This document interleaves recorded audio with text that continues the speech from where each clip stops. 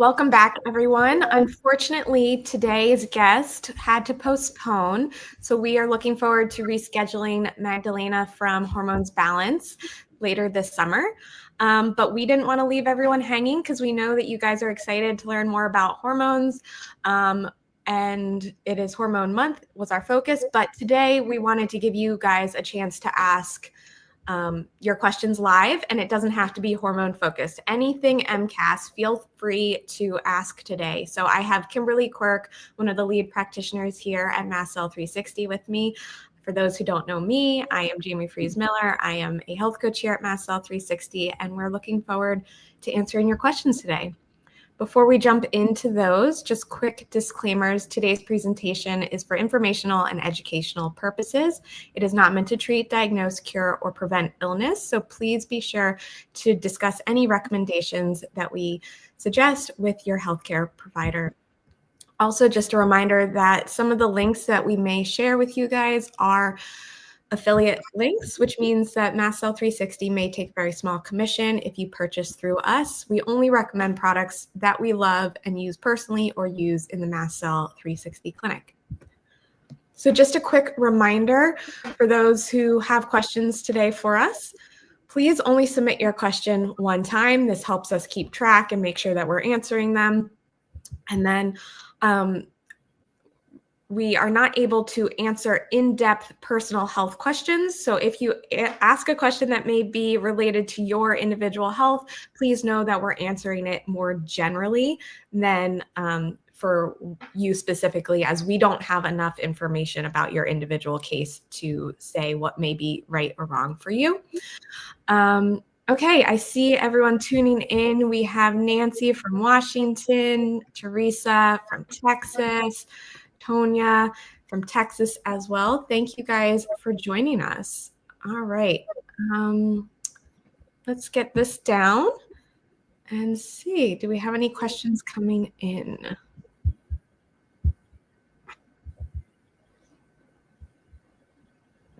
All right, Amber is saying very slow improving with various supplements and modalities. One of the most difficult aspects is debilitating heat intolerance, especially with even just a little sun, and the humidities in the 70s equals a crash. Yeah. Kimberly, any advice on, for Amber or people who have heat intolerance specifically? We see that a lot clinically. Yeah, that heat and that humidity piece definitely can be a mast cell trigger. So yeah, trying to modulate our environment. Of course, we can't control the outside world, but where we can, controlling our own environment. But yeah, that heat is a known, and that humidity plus heat can be a big trigger for mast cells. So yeah, there's only so much we can do about the outside, but definitely controlling your indoor humidity levels and your indoor temperature levels, especially for sleep, can help a lot. Yeah, I know right after I had my son, I didn't at the time know I had MCAS or suspected MCAS. And he was born in April, and I was on maternity leave for the whole summer. And I would try to go outside to get like my natural daylight. And I was like, this feels worse than normal. And I realize now, like, part of it was the thyroid, part of it was MCAS and this extreme heat intolerance. So totally can relate to you, Amber, as far as like, even I'm in Maryland, so going outside where the humidity is pretty high and then going into the air condition, that drastic change too can activate those mast cells. So doing things that you can, like Kimberly said, to mediate the humidity in your home. So if you do live in a higher humidity place, getting a dehumidifier is a great place to start. We have one running year round in our home. And I want to give the hope too that my heat intolerance used to be pretty severe, and it was that change. Like actually, I would more react going into a cold supermarket from the heat. It was just that change, right? Body was like, oh, are we safe? So as I've detoxed and got out of the mold and all of that, that's become a lot more stable for me. Yeah. So yeah, just know that too. And I know it seems silly, but like shade can help. Like the humidity is high, obviously, but like even with a little bit of sun, like carrying an umbrella if you have to go outside so that you're not getting that sun. But you can earlier in the day, later in the day, huge too. Yeah. Yeah, going out first thing in the morning or after the humidity's died off a little bit. All right, let's see.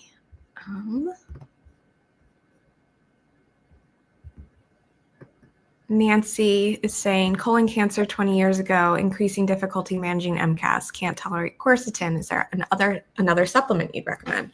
So this is a great question. We do see intolerance to quercetin every once in a while. Yeah.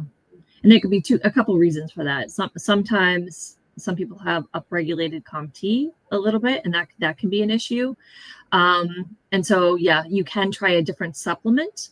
The other thing is look at the pattern. Are you reacting to other things that are herbal, other things that are, I guess herbal supplements or blueberries and mints and things like that, because then that could be salicylate intolerance for some people. So just kind of paying attention to that. Some other ideas around supporting with supplements would be like a perilla or a bakelin. We even see people get a little bit of relief with a little bit of baking soda and water between meals, just to kind of calm some of that mast cell reactivity down a little bit. Yeah, and again, if it's the quercetin, if you're having that pattern of like herbals, that's the salicylate piece. So the perilla and the bakelin wouldn't necessarily be the right tools, but starting with the baking soda first. Yes, thanks for adding that. Yeah, no, that's what we're here for. We're tag teaming today. Okay, and then also nervous system. I just want to throw that out there too here.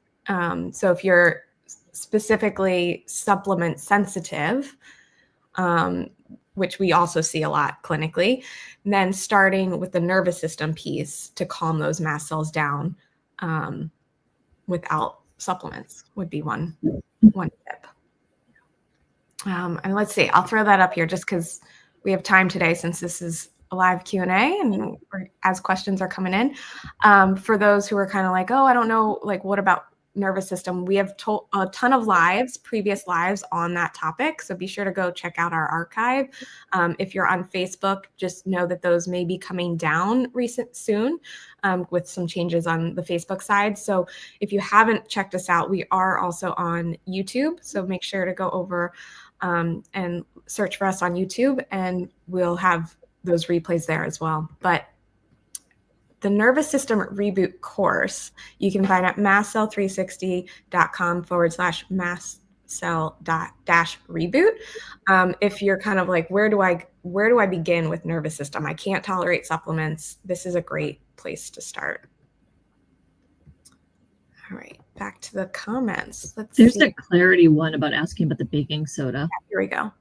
So the baking soda actually calms the immune system. The immune system and the nervous system talk with each other. So it's not really for the nervous system. It's more to calm the immune system. Baking soda in water, like don't take it just as powder. But literally people will start, I mean, if you're very sensitive, just a sprinkle in water. But ideally we're getting up to, maybe about somewhere between 1/4 and 1/2 teaspoon in maybe 6 to 8 ounces of water, taking it away from meals so you don't temporarily lower that stomach acid. And that calms the SIRT2 pathway and the inflammasomes, so it can kind of calm things down. It's one of the things that we see people use quite a bit in a flare. It can use it up to 2 or 3 times a day. Yeah. All right. Radiant Dawn on YouTube is asking, how did you detox? So this is a great question. Yeah, that's a good question. MCAS, MTHFR, genetic mutations. Yeah. And I feel her. I came in with a long list of mast cell, POTS, SIBO, Lyme, for some of the things, right? So how did I detox? So the mast cell 360 method that we use is very much the big front part is that stabilization part. So stabilizing those mast cells. And what that looks like is a combination of getting at the triggers to kind of calm things down, as well as sometimes adding in some mast cell supports, right? Mast cell stabilizers might be supplement, might be over the counter or prescription meds, depending on what you tolerate. And then it can be, looking at what are other things that are kind of keeping people unstable, because we really need to stabilize those mast cells before you can get into the detox piece, because the detox piece is a little destabilizing itself. Yeah. And that nervous system work too. Yeah, the nervous system work, and then making sure those detox pathways are open. So supporting digestion enough to be able to have that daily bowel movement, or, slowing down digestion when necessary in the opposite direction. We see both sides of the spectrum there, so that you can get the nutrients you need, because our body, every function of our body requires those nutrients. So we want to make sure we slow down diarrhea if that's present, or speed up the motility if constipation is present, so that we're opening up those detox pathways. Because if you start taking the supplements and those pathways aren't open, it's very possible that you'll have that Herx reaction from starting a detox before your body's ready. Okay.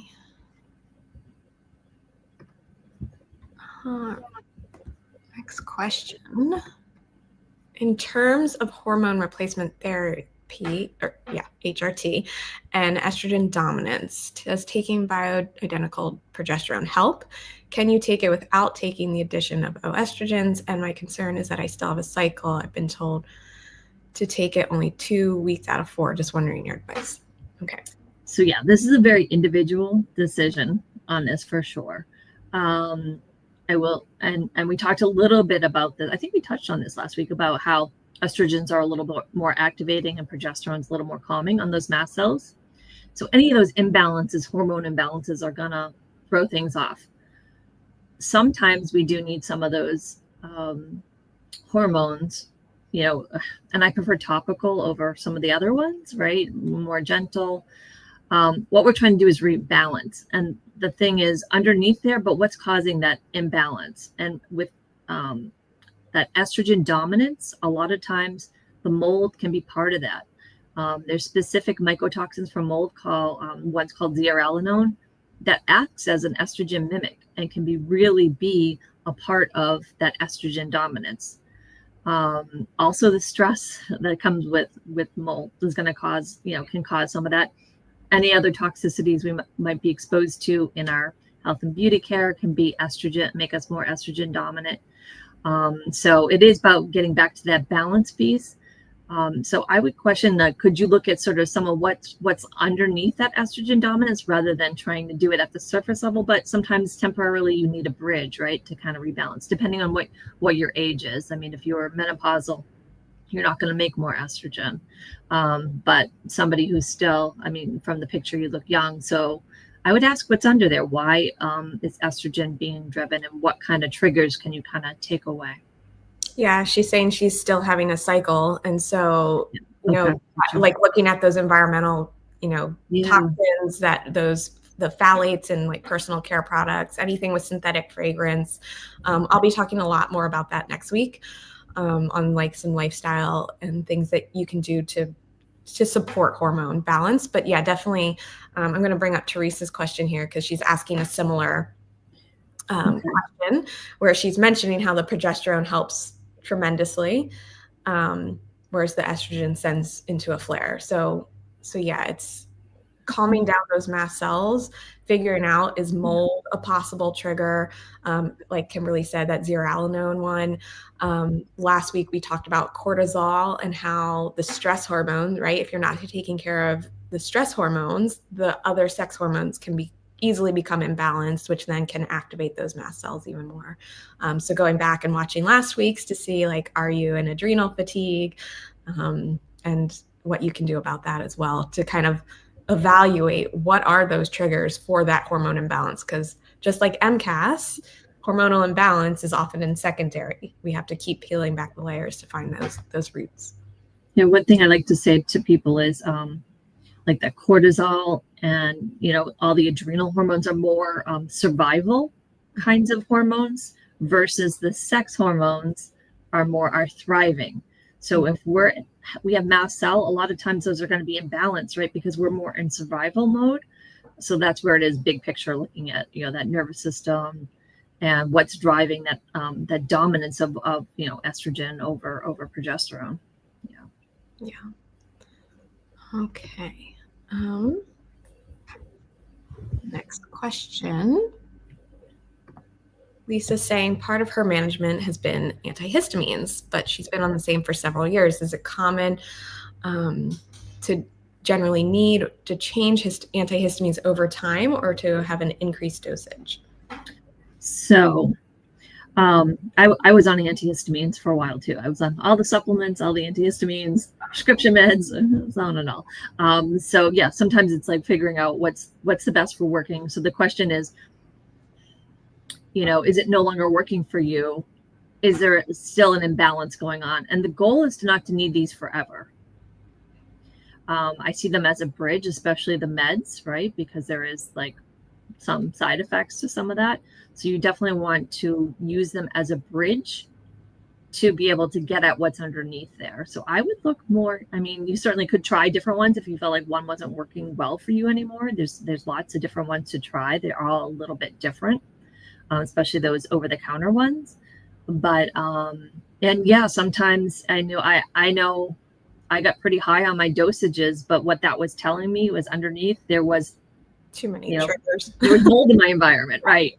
Is what it was. And it was hidden from me at that time. So yeah, what's going on environmentally, what's going on, for you. Might you need it? Yeah, you might need a different one or a slightly higher dosage. I would talk to your doctor about that. But just keep looking at what's underneath there and why. Always asking why. Yeah. Do you find that people can do antihistamines and mast cell supporting supplements? Like, could they, again, if you need a lot of it, the question, I agree, like definitely look for triggers, but like for management, instead of upping the antihistamines, maybe try the quercetin or the perla. Yeah, I love that. If you tolerate it, yeah. I mean, my goal was always to like minimize the meds and get more on the supplements as I bridged over.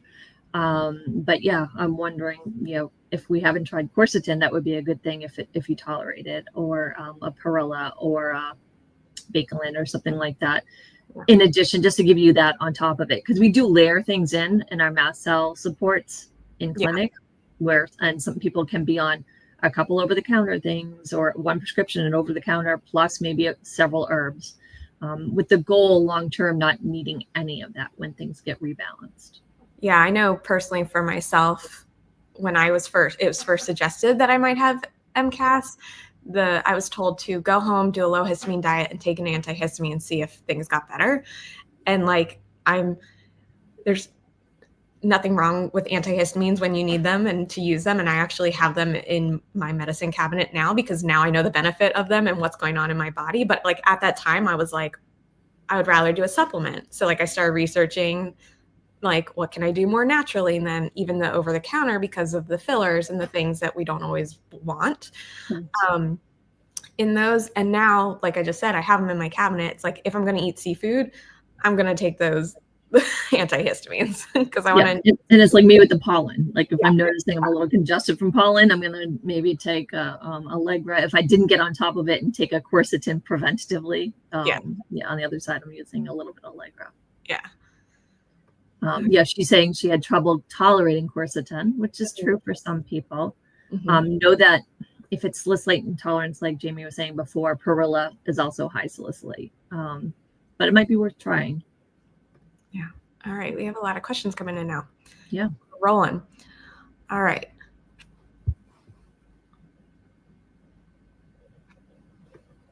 Okay. Honya's asking, what is the difference between MCAS and chronic spontaneous urticaria? Never pronounce it. Yeah, urticaria. My functional medicine doc says she has MCAS. Allergist says CSU with mast cell activation. Well, I can very much relate to you, Tanya. That was my big symptom for mast cell for me. We see it as a symptom, right? So hives is a symptom going on. That could be a part of mast cell. So can you have hives without having mast cell? Absolutely. But hives can be a symptom of mast cell.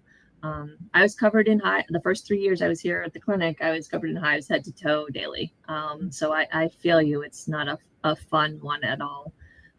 But yeah, I wouldn't get caught up in the semantics. It's like, yeah, you have hives, possibly mast cell, but like what's driving that symptom? And there are other symptoms going on in other areas of your body. Are you having digestive issues? Are you having any neuro symptoms? Are you skin, other kinds of skin things going on? So looking at that might clue you in that there's something more systemic than just a sensitivity in the hives. Mm-hmm. Yeah, this is a great question, Kendra. Can you talk about sleep issues with MCAS? Yeah. So sleep is huge, right? I don't remember the figures on it, but it's like you can go a while without food. You can even go, a bit without water, but sleep deprivation will really get us. And it does happen with mast cell. Know that mold for sure is a big piece of that. Your body stays on high alert because it knows it's there. Even if we don't know it's there, the body's trying to tell us about it. So that can be part of it. Reacting to, the mast cells can release a lot of those mediators when they're fired up and can kind of keep us up at night.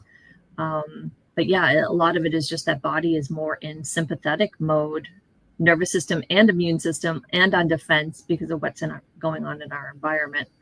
And it can be really hard to sleep because if you're being chased by a tiger, your body's not going to want you to lay down and then sleep and want you to get out of there. And this one, like for people who are kind of like, oh, is my sleep issue related to the MCAS? The symptom that I often remind people is that 2 to 4 a.m. wake up too. So there's like the insomnia piece where your body's on high alert and doesn't go into that rest and digest, parasympathetic. But then it's also like, are you having that histamine dump because your histamine bucket's really high? And for me, I know when I've overdone it is because I get that 3 o'clock wake up. It's like, oh, had too much fun this weekend. Yeah. Or that increase in anxiety. Yeah.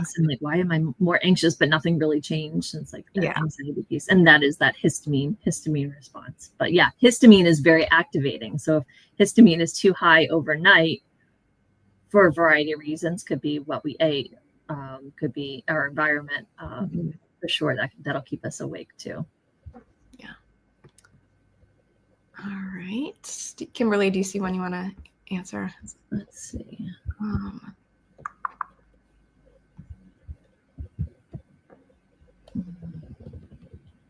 Okay, I'm going to throw one up while you're looking for the next one. All right, Carrie's asking, immunologist prescribed Claritin, Pepcid, chromium to stabilize. Is this also when we start the nervous system work, or is there a different timeline? So great question. Yeah, this is a great question. We will say it's at the same time. So because it's not really in order. It's like doing several things at once. So adding those things in, like a Claritin, a Pepcid, can kind of calm the immune side. Adding in that nervous system work would be huge in calming down that nervous system. So you're basically dialing down 2 dials to kind of calm things down. So absolutely, we do them at the same time. And it takes a while, right, to get your habit of doing nervous system and get your tools and learn what works for you and kind of go from there. But yeah, definitely that's a really good time to start that and do it at the same time. Yeah, I'm going to throw Paula's up here. How do we know where to start? Just going back to the same thing. When you're reacting to everything, Paula, we're so sorry that you're struggling right now with this. But that's where that nervous system piece is really, really important. If you can't tolerate onboarding any new foods, any new supplements, that's really indicating that your nervous system is just on such high alert that nothing feels safe. And so we need to be able to implement some practices that are going to establish that feeling of safety again so that we can onboard the right tools for us. So again, our nervous system reboot's a great place to start. Primal Trust Academy is a program we really, really highly recommend and hope to have on the founder of that later this summer as well, so we can learn more. But yeah, as far as where do you start, nervous system. Yeah, nervous system's good. I would also make sure you're checking your environment for mold. Because I have seen that be the hidden thing. And then the third thing is make sure you're being followed by your practitioner, that if you lose too much weight, that you'd be able to get some kind of IV nutrition if you're not able to tolerate anything orally. Yeah.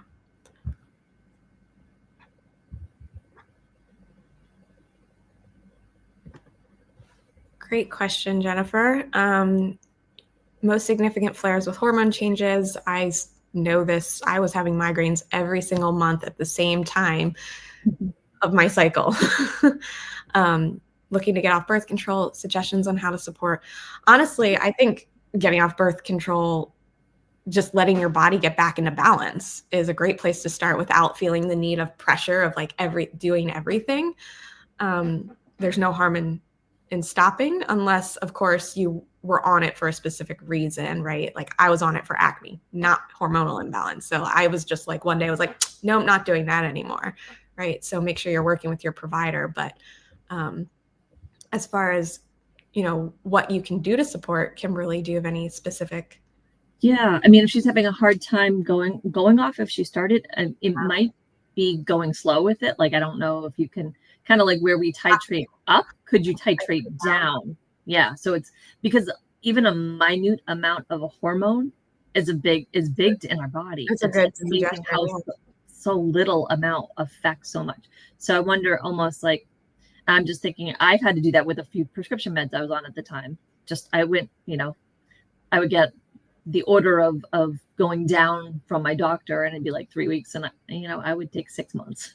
Yeah. I just would go slow because our bodies are sensitive to these changes. But yeah, the hormone changes for sure, that estrogen can just make our mast cells way more reactive.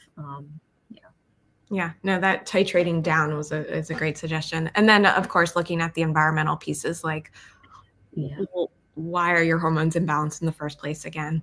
Yeah. And I'll tell you, that was one of my first symptoms, right? Mood and hormones, where like years before I had real physical symptoms that I couldn't ignore anymore. Yeah. And like early puberty for younger girls, like the painful periods, like those are some of the first symptoms to pop up. Yeah. One of the first things I was diagnosed with was PMDD. Mm-hmm. Just it's a hormone imbalance around that time, which of course it's going to happen if there's hidden mold going on. Yeah. All right. Sarah, head pressure, swollen eye, so POTS, MCAS, EDS. We see those three come together a lot. MCAS. Okay. Meet people with MCAS that deal with head pressure, but never hear anyone talking about it. Do you see this much clinically? Do you have suggestions? Oh, flaring with barometric pressure changes. Yeah. This makes me think of fungal colonization in the sinuses. Just because if you have a lot of blockage kind of going on, you're going to be really sensitive to pressure changes. If you have a lot of inflammation going on, so that's kind of probably where I would look with that. It makes me think that the mold and a lot of inflammation. I see a lot of people, when they're in mold, they get a lot of inflammation from being in it, but it can also be colonization from past exposure still there. And, that area will be inflamed more. You just can't breathe as well. That can definitely affect head pressure, right? If your sinuses are blocked, the sinuses go pretty deep. Okay. Yeah, and then pressure changes on top of that, right, are a trigger for mast cell too. So yeah, makes sense.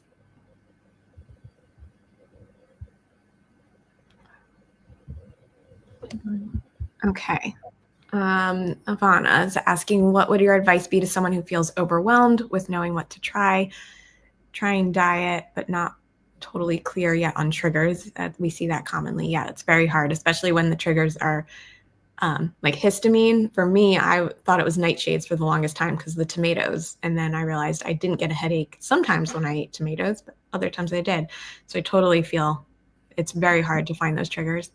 What would be a few diet or supplement lifestyle things you could try that would be most impactful? So I would start with the low histamine diet specifically, if you've never done that. And I'm going to look, Kimberly, I'm going to turn it over to you while I look for so absolutely. Yeah. We start, if people come in and they're not on a low histamine diet, we recommend starting with low histamine diet. If there's other sensitivities we notice in clinic, we go, there might be some other things they need to remove, but low histamine diet can make a big difference in just calming down those mast cells. And so Jamie's going to grab, I think, the low histamine list for you, which is just because there can be a lot of differing information online. This list is I feel like a really good curated list for low histamine. In terms of supplement, depending on what you tolerate, I think quercetin's a good one to start with. And if you tolerate that, can certainly layer that in. And then lifestyle wise, yeah, it's hard. It's hard depending on, you know, who you are. But I mean, for me, I was told that it's okay to rest. That was huge for me because I was big productivity driven. So me staying, always trying to stay productive but fighting uphill, that energy down, right? Down regulation was huge for me when I finally kind of gave myself permission to not always be productive. The other thing I would start with is definitely look at that nervous. We have a really great quiz on nervous system dysregulation. It would free, really good way to see how much of this might be some of your nervous system dysregulation, which was eye-opening when I did that. And then I think don't miss testing your body for mold to see if that's a piece of your puzzle, because that really is that root cause. Can you jump into mold detox? Probably not if you're sensitive, but it kind of gives you, yeah, the root of it. There is some mold that's on board that I need to take care of, and this is sort of the right path to go down. Yeah. Okay. And I know it can be overwhelming to implement a lot of change at once, especially with mast cell where we're sensitive to change. So, you know, out of that list of things, pick one, and, you know, could you do that, especially a low histamine diet? Give yourself a month to kind of figure that out. Yeah. It doesn't have to happen. Quercetin is probably pretty easy to onboard, right? So that could be one you start with, you know, maybe onboard quercetin and then do the low histamine diet. Maybe the next month you're starting some of the nervous system work. It's kind of starting to layer in all those things. Yeah, Catherine's sharing that she uses the homeopathic histaminum. I think that we have it in our store, so we can grab a link for you guys. So instead of Claritin, and it works, is that a better choice? So this is a great choice for people who are extremely sensitive to give a try. I'm glad you brought that up, because it gives us one more option, and it's low salicylate as well. So it's a great one for those who are super sensitive. I'm just going to pull it. Pretty well tolerated. Yeah, and a good place to start. Yeah. All right. Yeah, great place to start. Natalie is asking, how can you heal leaky gut with MCAS? That's a big question. Big question. It's like, what is causing that leaky gut, right? So it can be many things, but I will tell you, if you're exposed to mold can colonize in your gut. That can cause that leaky gut, plus all the dysbiosis that can go on with it. So, you know, the part, you know, the way we would do it, it would be very much the way we do everything, kind of testing for mold in the beginning, changing that environment, calming down the nervous system, and starting to work on that gut piece too. Yeah. A lot of people start with gut, like SIBO or Candida, and that for us comes in stage 3 after we have the mold detox piece onboarded. Because if you think about like how your body's getting rid of the mold, it's going to continue to go through the digestive tract. And so it's not uncommon to have leaky gut with MCAS. And so rather than dumping all your money into like gut supporting supplements at the very beginning, we want just enough to support opening up those detox pathways so that we can support the detox of the mold. And then stage 3 in our MC 360 method is really ramping up that gut support and heal a little bit more. So a lot of people jump to gut first. A lot of functional medicine doctors jump to gut first. And it's kind of like, has mold been addressed yet? And that's kind of unless you take that away, you're just going to stay in this chronic pattern of gut dysbiosis, gut issues. So yeah. And obviously if things are severe, we do a bit on the gut in the front to kind of stabilize or support, but yeah, it's not really fixed until after. I will tell you, I came into the clinic with SIBO, and every time I tested for SIBO, it's like, yeah, your gut's off. It's gonna be off until we detox the mold. You have to think about it this way. How do we detox? We detox through our gut. So it's coming through our gut when we detox. So until that's kind of done, It's kind of like cleaning up your kitchen and then bringing trash to your kitchen every day. Like a bag with trash, with a hole in it. It's like retrashing your gut when we detox a little bit. So can't really get that gut fixed till you get that terrain piece fixed with the mold.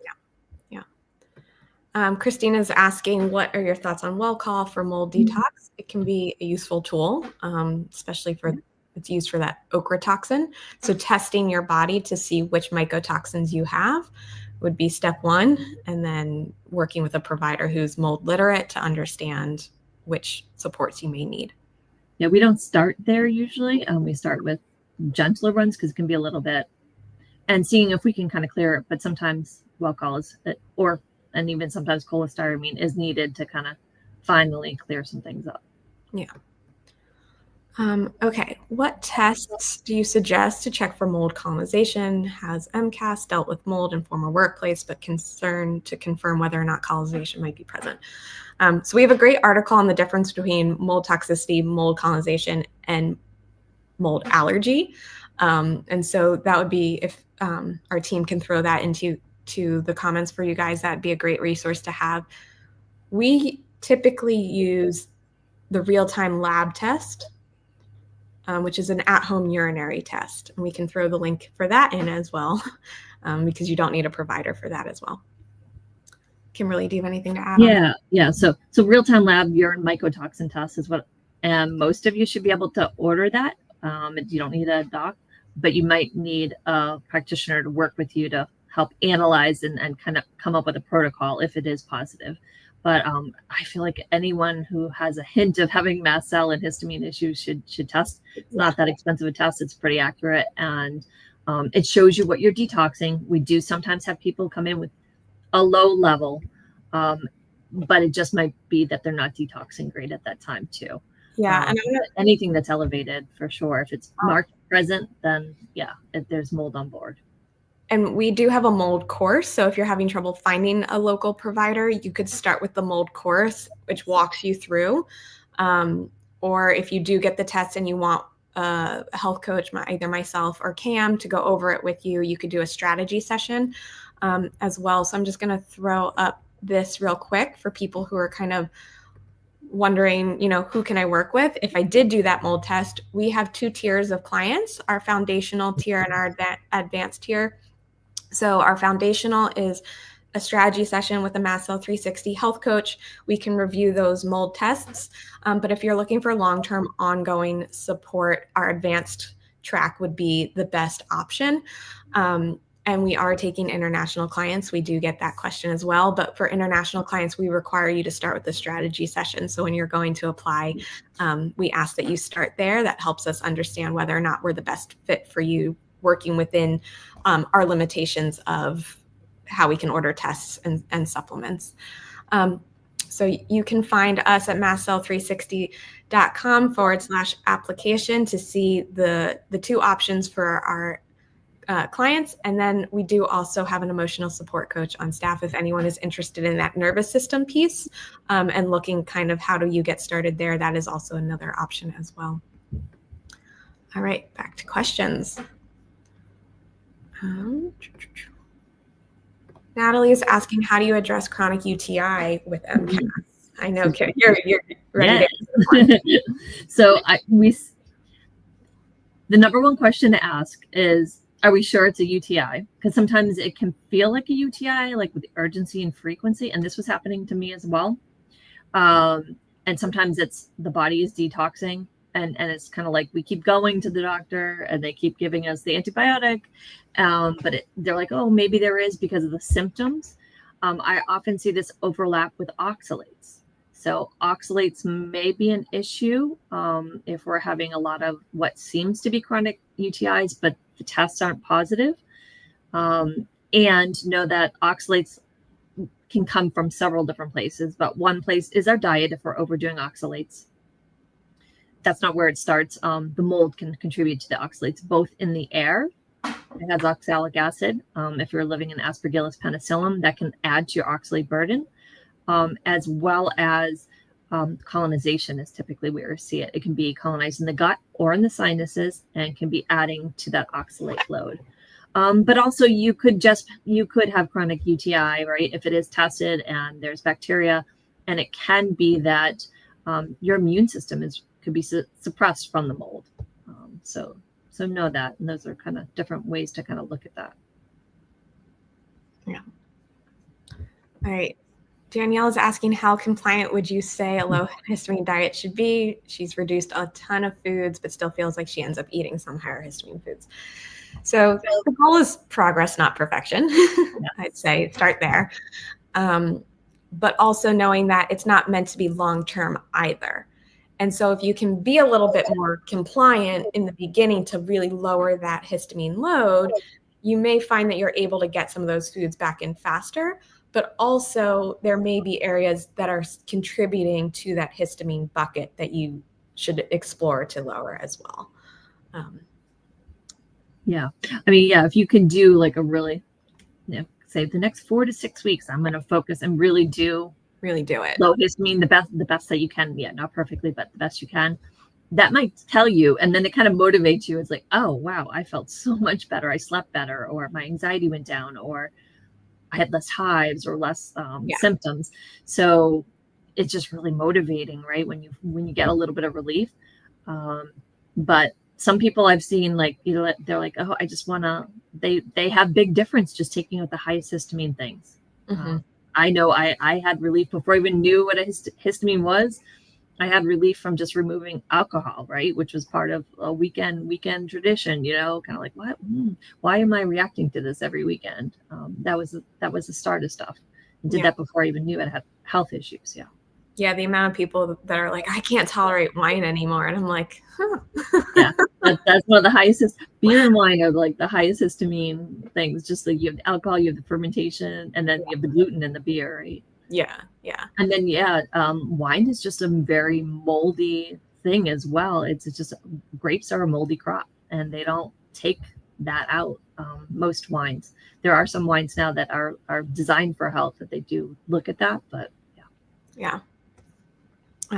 So, our goal also for clients is to keep as much variety in the diet as possible as well. So if you are tolerating some foods, then, but they are a little bit higher histamine and you've had to reduce like a ton of oxalates too. It's like, it's about balance. It's about finding balance. But I do, want to bring up the next question, Danielle, because I feel like it will relate and maybe give you some ideas. So is it possible to take too much DAO? So going back to Danielle's question about, if you're going to eat some higher histamine foods, you can maybe off balance it or with something like DAO, which helps degrade histamine in the body.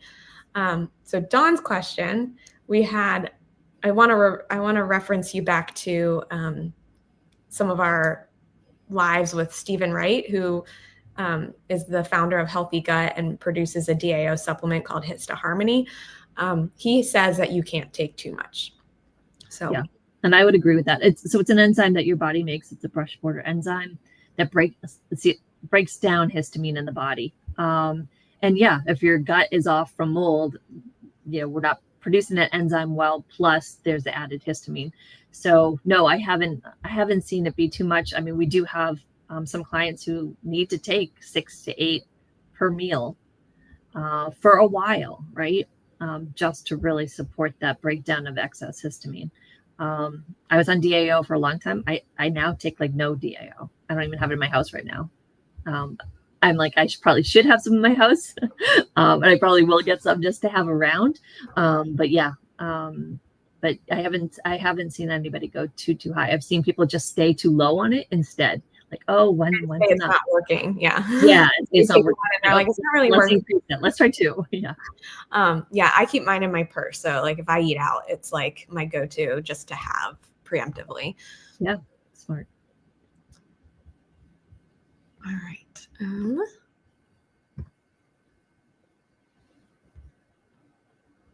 Someone's asking about getting tested for mold. Yeah, I don't know if you guys are asking so many great questions, so I'm just trying to sort through them. Where can you get tested for mold? Physicians won't do it. So I'm hoping that Zach or Cam threw in the link for the real-time lab test, and if not, hopefully they will do that right now. So you can test through real-time lab. And then if you get your results and you, again, want to go over them, you can schedule a strategy session or apply to be seen in our clinic. That way you can, I don't want to say bypass your physician, but because you're currently experiencing physicians who are dismissing mold as a possible root trigger, there are other providers out there who can support you on this journey. Yeah. And I love the part that you can test yourself. You can just order that test and test yourself. But then it's like, okay, I have an answer. Now I need to work with people who are going to help me move, detox this. Yeah. Okay.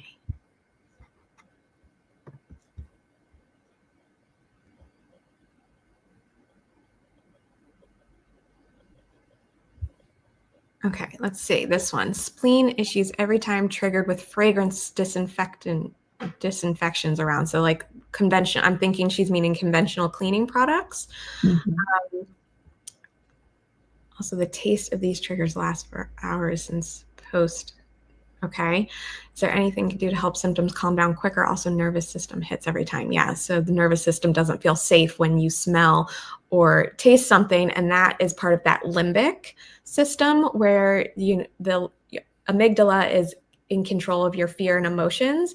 And so your nervous system then stores memories of previous experiences and says that wasn't safe back then, so it's not safe now. And so this is where that nervous system retraining can really come in handy to calm down those triggers. But also, we can only control what's in our control. So doing your best to stay away from those fragrance and disinfectants. I know that they're in a lot of public places and it's very hard. But that's a great explanation of the limbic piece. But yeah, I would look at the doing some nervous system work to kind of calm that down, because even post-COVID, like your body was on high alert, right? And now it's searching, am I safe? Am I safe? And when it smells fragrances, it's like, no, I'm not safe. And it kind of locks down a little bit and reactive. Yeah, we're seeing some COVID questions triggered by COVID. Have you heard this? So often when someone gets hit so hard by an infection and a virus like that, it means that their body was already burdened by something like mold or Lyme disease, where their immune system is just so dysregulated, it's so on a high alert that there's no more resources left to take care of this new viral infection. Kimberly, would you say? Yeah, we often see it as the tip of the iceberg, that there are other things that need to be addressed, and often there is mold under there, past or present, right? Could be colonized. So to take a look at that. But also the interesting thing between COVID and mold is they both are kind of hit both the nervous system and the immune system. So think about that. You know what I mean? So working on both of those things in terms of checking what else is going on, calming that nervous system would be a huge piece as well. Yeah, so SB is kind of asking along the lines, I think they're asking for articles to show the connection between the two maybe, but it sounds like their provider dismissed MCAS because they're saying it's long COVID. I mean, at some point, it's all just about the body being dysregulated. The immune system, the nervous system. Like, let's throw all the labels out the window and just say like, okay, what's going on? How do I support the symptoms and getting at that root cause? Yeah, it's not really about the label. I understand in medicine they need that, so they get a diagnosis code so you can get a medicine. But what we're talking about here is how could you reverse some of these pieces, right? So that you don't have that label, or even we don't want the label. Right. We don't want the label, right? I mean, sometimes it's helpful if you do need that medicine as a bridge. And I'll tell you, I use quite a few medicines as a bridge, but I'm off all of them. All of them. Yeah. Okay. Some genetic questions going on here. Removed triggers, mast cell stabilizers, and motility detox supplements that someone with MTHFR and COMT can take perimenopause, having trouble with flares and supplements. So again, going back to the nervous system piece, if you're having trouble with the supplements, but again, testing for mold. So, there's some triggers, whether it's food or, things in the air. We can always improve air quality with air purification if you haven't done that. Yeah. What would you like to add, Kimberly? Yeah, I mean, if she's reacting to supplements, looking at that mold piece, looking at that nervous system piece, then trying in a small way some mast cell stabilizing herbs, right? Good way to start. Unless you're reacting to salicylates, and then it might be some of the looking at the over-counter meds or something like that. In terms of motility, that can very much be nervous system, because when we're in fight or flight, our body does not care about digestion anymore. It just cares about, so it takes the blood away from the gut, right? And it's in your muscles, so you can run away from that tiger. So yeah, nervous system is going to be a huge piece there. But also in terms of motility supplements, I mean, our favorite is like a little bit of magnesium, not magnesium citrate. That's high histamine. So maybe a little bit of mag malate, for some mag glycinate, for some mag oxide. Yeah, it depends on the sensitivities and other conditions going on. Okay. So another one, how to deal with people with HLA, DR, DQ. I haven't even heard of some of these. MTHFR. So a lot of SNPs going on.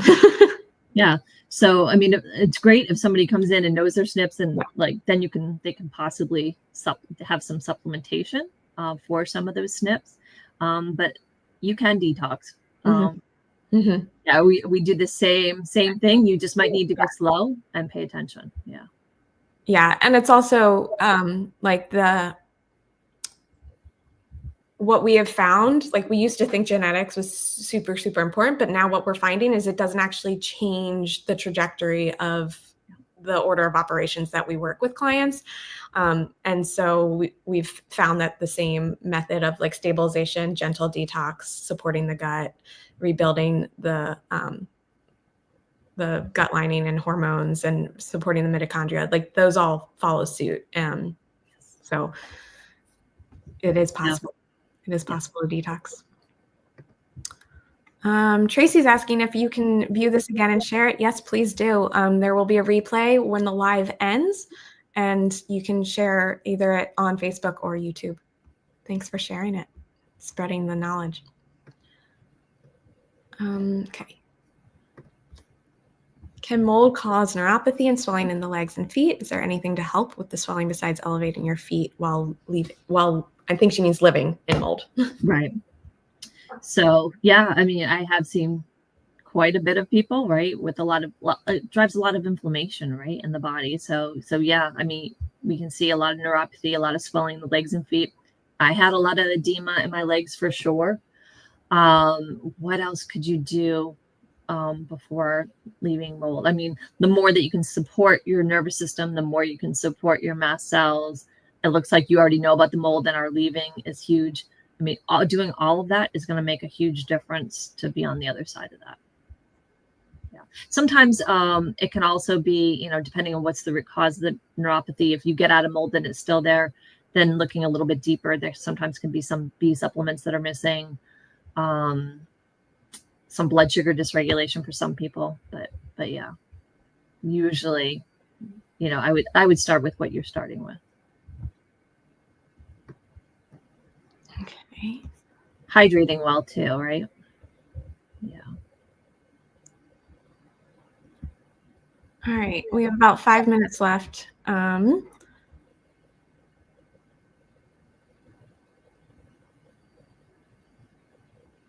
right.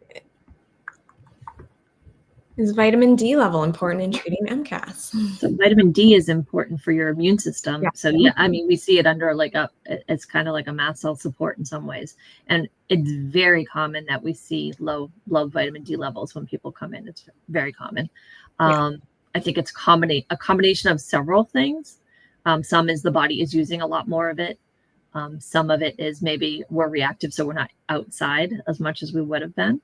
And also vitamin D is a fat-soluble vitamin.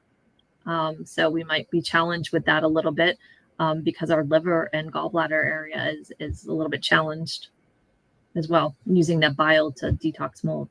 And then I would also add like the cofactors of needing the magnesium and the K2. So often if we're deficient in one, we're deficient in some of the other ones that we need for the body to use it properly as well. Okay. Any last one that you want me to throw up there? That's a good question about the DAO. Oh, this one? Yeah. Do you think that DAO is a healing supplement or just a symptom supplement? I see it as a bridge as well. Mm-hmm. Like the goal is for your body, for your gut to be healed enough that you can make enough DAO and that histamine load to be well enough. So I do see it as a, it's not, I don't see it as a healing supplement. It's a replacement because your body's not making enough. Yeah. It's a great question. Yeah. Yeah, there's a lot of questions about, so we do see people bedbound, weak from malnutrition, reacting to foods and meds. Do I start with nervous system work?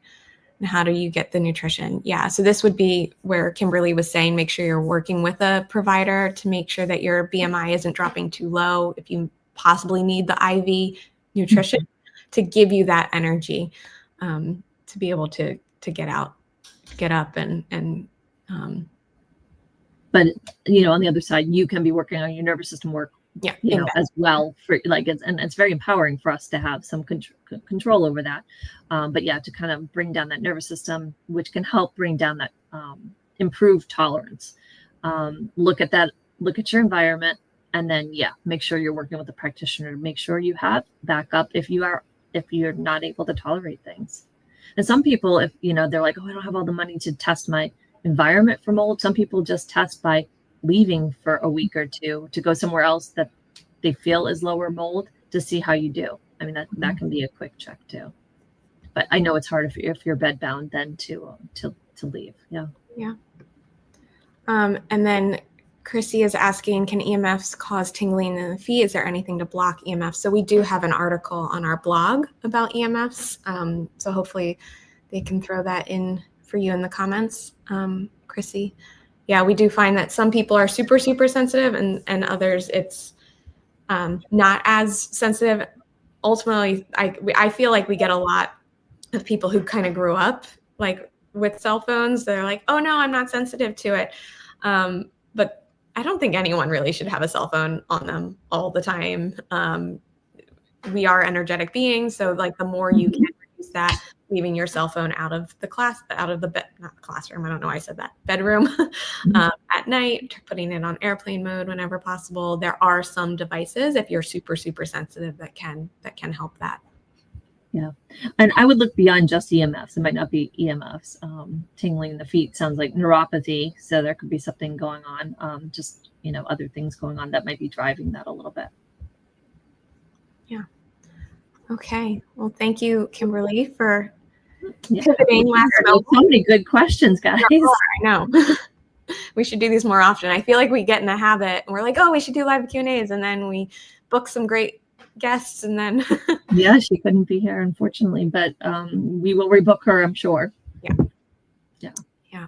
All right, everyone, stay tuned. Next week we'll I'll be doing a presentation on some lifestyle things that you can do to generally support hormones.